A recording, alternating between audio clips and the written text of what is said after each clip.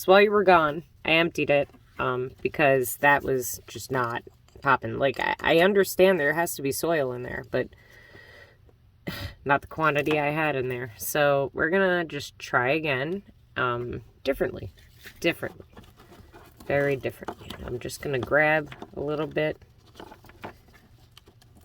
And I'm going to kind of put it in differently, like different.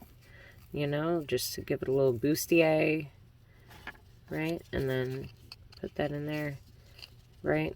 Okay, so now that it's there, you know, I feel very sad that this didn't come with the little white rocks. I have the white rocks and I could add them to it, but just get out of my way.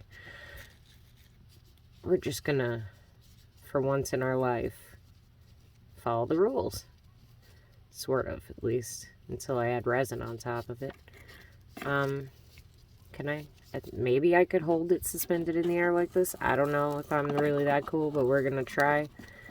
Because this is like the worst kinetic sand crap ever, to be completely brutally honest. I'm not a fan of anything with the soil so far. It hasn't been fun.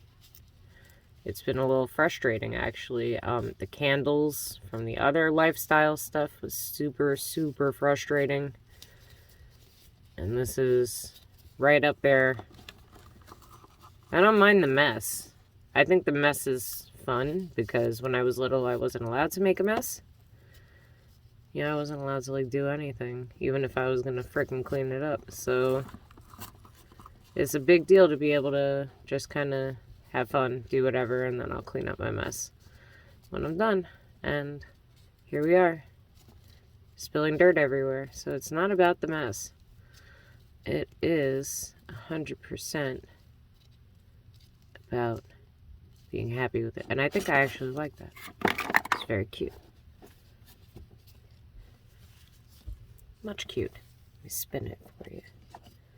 I'm manhandling it, I'm sorry.